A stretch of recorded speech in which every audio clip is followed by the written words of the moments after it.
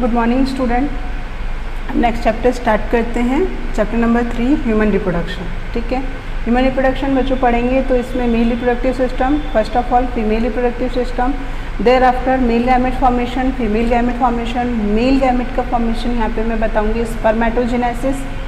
ठीक है, female gametes का फॉर्मेशन बताऊँगी oogenesis। देयर आफ्टर फर्टिलाइजेशन जो हो रहा है, फर्टिलाइजेशन कहाँ हो रहा है, फीमेल्स में हो रहा है, फीमेल्स में कैसे फर्टिलाइजेशन होता है। Thereafter complete embryo development. ये पूरा का पूरा हम इस चैप्टर में पढ़ेंगे। स्टार्ट करते हैं मेल रिप्रोडक्टिव सिस्टम। यहाँ पे हमको क्लियरली पता है कि क्या होता है। डायोसियस कंडीशन यानी बाइसेक्सुअल कंडीशन होती है। जो मेल होता है, डायोसियस कंडीशन रहती है, डेट मीन्स यूनिसेक्सुअल होता है। यूनिसेक्सुअल का मतलब मेल और फीमेल जो होते हैं दोनों डिफरेंट होते हैं। बिल्कुल क्लियरली हमें पता है यहाँ पे। ठीक है, तो सबसे पहले अपन स्टार्ट करते हैं मेल रिप्रोडक्टिव सिस्टम से।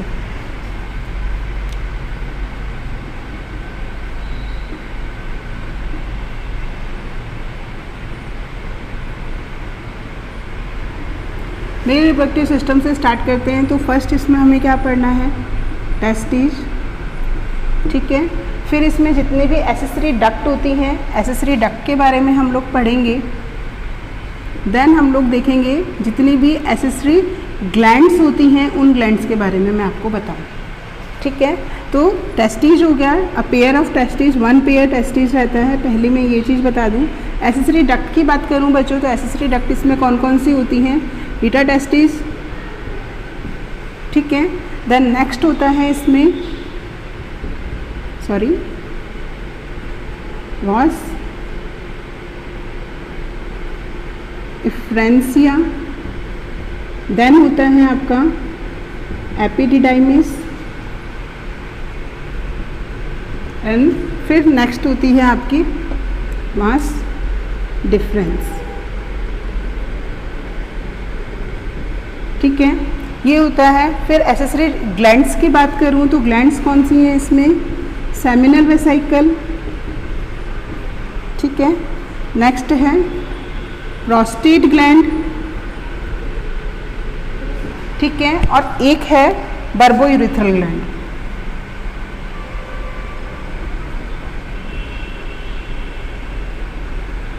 ठीक है, तो ये 3 हो गया आपका कौन कौन सा, testis, accessory duct, accessory gland. Testis जो है वो 1 पेयर रहता है। एक्सेसरी डक्ट मैंने बताई, रीटा टेस्टिस, वास इफ्रेंसिया, एपिडिडाइमिस, वास डिफरेंसिया। एक्सेसरी ग्लैंड कौन सी होती हैं, सेमिनल वेसिकल, प्रोस्टेट ग्लैंड या बर्बोयूरिथ्रल ग्लैंड भी जिसको हम नाम दे रहे हैं। ठीक है, तो ये पूरा का पूरा आपका मेल रिप्रोडक्टिव सिस्टम होता है। अब अपन इसको ड्रॉ करके देखते हैं कि ये किस तरीके से रहता है। फर्स्ट ऑफ ऑल बच्चों ये बताऊँ मैं कि टेस्टिस जो होता है, ये जो पूरा पोर्शन है वैसे तो कहाँ रहता है, आपकी एब्डोमिनल कैविटी में। कहाँ रहता है, एब्डोमिनल कैविटी। बच्चों मैंने ये पहले ही क्लियर कर दिया था कि आपके इस जगह पे डायफ्राम रहता है। डायफ्राम के ऊपर वाला जो पोर्शन होता है वो थोरेसिक होता है, नीचे वाला पोर्शन जो होता है एब्डोमन। काफ़ी सारे ऑर्गन्स जो होते हैं आपके थोरेसिक कैविटी में होते हैं, काफ़ी सारे एब्डोमिनल कैविटी में होते हैं। तो यहाँ पे जब अपन मेल रिप्रोडक्टिव सिस्टम की बात कर रहे हैं तो मेल रिप्रोडक्टिव सिस्टम किस में है, एब्डोमिनल कैविटी में। यहाँ तक क्लियर हो गई अपने को। देन अपन बात करते हैं केवल और केवल टेस्टिस की। टेस्टिस जो होता है वो किस में नहीं होता है, एब्डोमिनल कैविटी में नहीं प्रेजेंट होता है। एब्डोमिनल कैविटी के अलावा ये जिस कैविटी में प्रेजेंट होता है उसको अपन नाम देते हैं स्क्रोटम। उस कैविटी को हम लोग क्या नाम दे रहे हैं, उस कैविटी को हम लोग कह रहे हैं स्क्रोटम। क्यों होता है ये, उस कैविटी को अपन क्या नाम दे रहे हैं, स्क्रोटम नाम दे रहे हैं। और ये क्यों होता है, उसके पीछे रीजन क्या है, उसके पीछे रीजन ये होता है कि जो एब्डोमिनल कैविटी होती है इसका जो टेम्परेचर होता है वो स्क्रोटम से 2 to 3 डिग्री हाई होता है। डैट मीन्स स्पर्म फॉर्मेशन के लिए जो टेम्परेचर हमको चाहिए होता है वो टेम्परेचर एब्डोमिनल कैविटी से 2 to 3 डिग्री जो है वो क्या होना चाहिए, डाउन होना चाहिए। और वो कहाँ पर होता है, वो स्क्रोटम में होता है। इसलिए हम लोग इसको इसलिए मैंने तुम लोग को ये बोला कि टेस्टिस जो होती है वो एब्डोमिनल कैविटी में नहीं होती है, वो कहाँ होती है, स्क्रोटम में होती है। क्यों होती है, क्योंकि स्पर्म फॉर्मेशन के लिए जो टेम्परेचर हम लोग को चाहिए होता है वो टेम्परेचर कहाँ प्रेजेंट होता है, आपका स्क्रोटम में प्रेजेंट होता है, ना कि एब्डोमिनल कैविटी में। यहाँ तक क्लियर हो गया। अब हम इसकी स्ट्रक्चर देखते हैं बच्चों।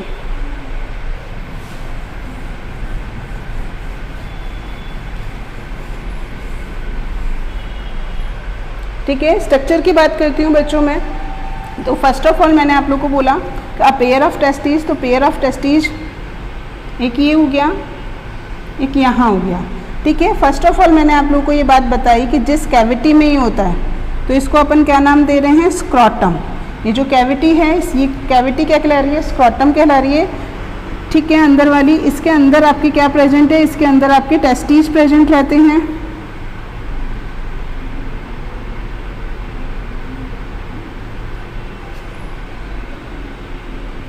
ठीक है। टेस्टिस जो होते हैं यहाँ पे आपके बहुत सारी छोटी छोटी सी क्या होती हैं, रीटा टेस्टिस। ये रीटा टेस्टिस एक ट्यूब में खुल रही हैं,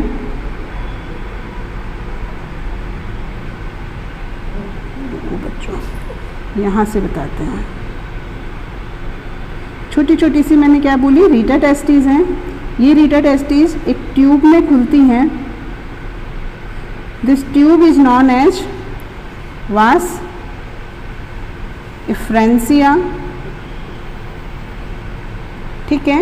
ये छोटी सी ट्यूब फिर आगे काफ़ी सारी कॉइल्ड स्ट्रक्चर अपने पास रहती है यहाँ पे। This coiled structure is known as epididymis, ठीक है। ये किस में खुल रही है, एपिडिडाइमिस में खुल रही है आपकी रीटा टेस्टिस जो होती है। ये जो एपिडिडाइमिस है अल्टीमेटली जो है वो कहाँ पे जाके खुलता है,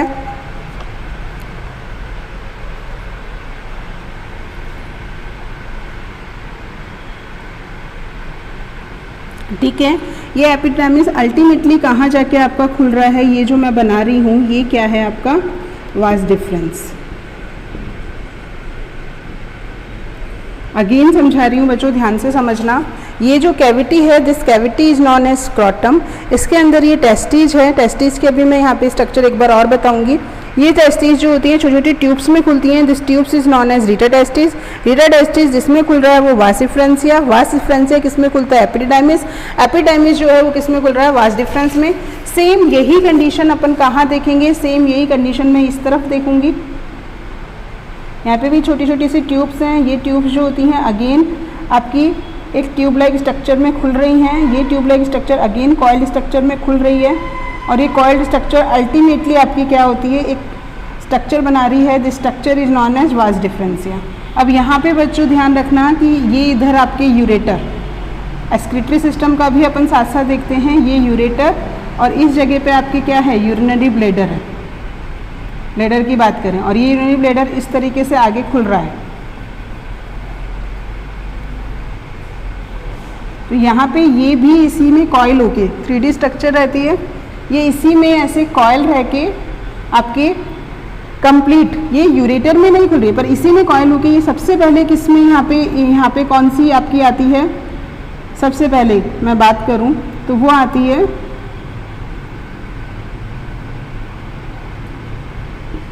ग्लैंड सेमिनल वेसाइकल। सबसे पहले वाली ग्लैंड कौन सी है, सेमिनल वेसाइकल। और इससे होते होते ये अल्टीमेटली जिसमें खुल रहा है डक्ट इज, ये वाली कौन सी डक्ट होती है, इजेकुलेटरी। ये डक्ट होती है इजेकुलेटरी, और इस डक्ट से होता होता ये जो आपका यूरिनरी ब्लैडर का पोर्शन हो गया और ये इजेकुलेटरी डक्ट हो गया, ये लास्ट में आपके जिस स्ट्रक्चर में खुलते हैं, ये स्ट्रक्चर आपकी क्या कहला रही है, स्ट्रक्चर को अपन क्या नाम देते हैं, स्ट्रक्चर को हम लोग कह रहे हैं पेनिस।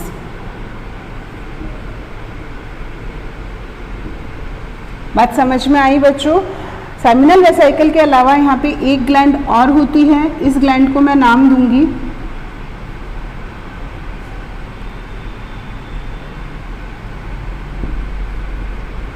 Prostate gland.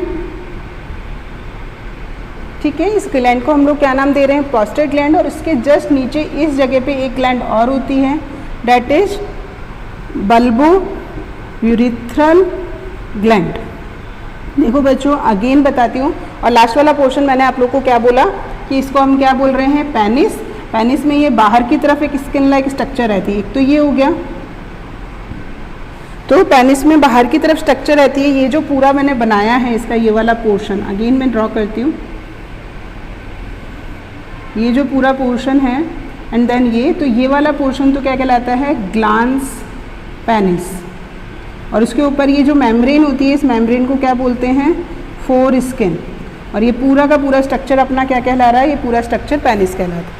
तो क्लियर हो गया अपना ये पूरा का पूरा मेन रिप्रोडक्टिव सिस्टम। अगेन बता रही हूँ बच्चों, डेट इज टेस्टिस, टेस्टिस से रीटा टेस्टिस से वासा इफ्रेंसिया, वासा इफ्रेंसिया से एपिडिडाइमिस, एपिडिडाइमिस से वास डिफरेंस अल्टीमेटली आपकी सेमिनल वेसिकल से होती हुई 3D स्ट्रक्चर है बच्चों, ये से होती हुई किस में खुल रही है, बल्बोयूथरल होती हुई इजैकुलेटरी डक्ट में खुलती है। यहाँ पे 3 ग्लैंड्स अपने अपने सिक्रीशन डालती हैं। फर्स्ट ग्लैंड को मैंने बताया सेमिनल वेसिकल, सेकंड जो है प्रोस्टेट ग्लैंड, और थर्ड जो है वो है ejaculatory duct.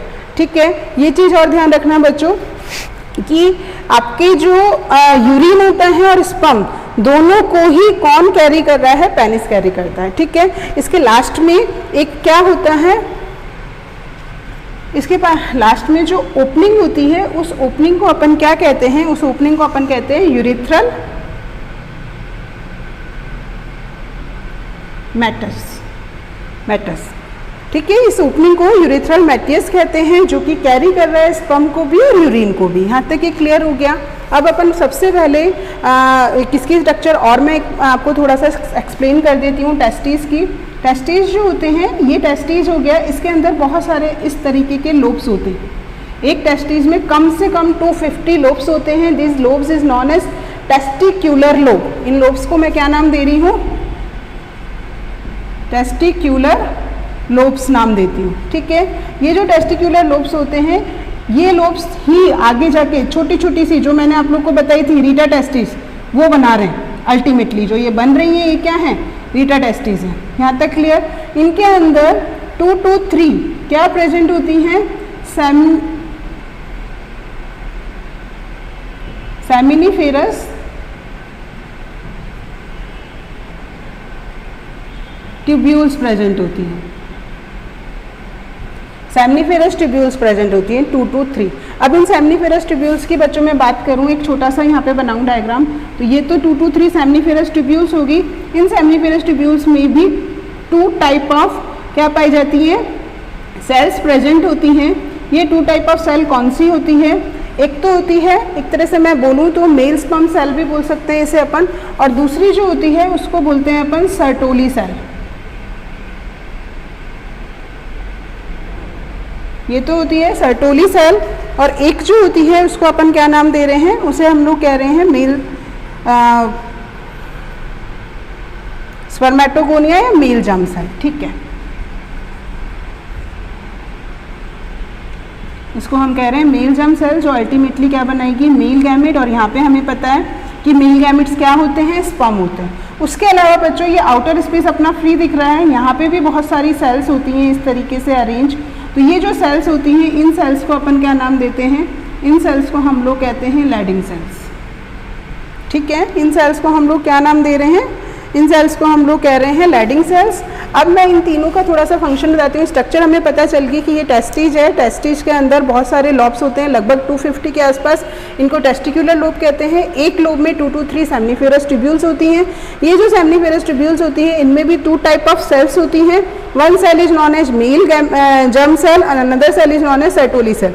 Mail germ cell का फंक्शन हमें पता चल गया, ये मेल गैमेट को फॉर्मेशन करेंगी, और जो सर्टोली सेल्स होती हैं ये नरिशमेंट करती हैं जब तक वो मेल जर्म सेल प्रोड्यूस हो रही है।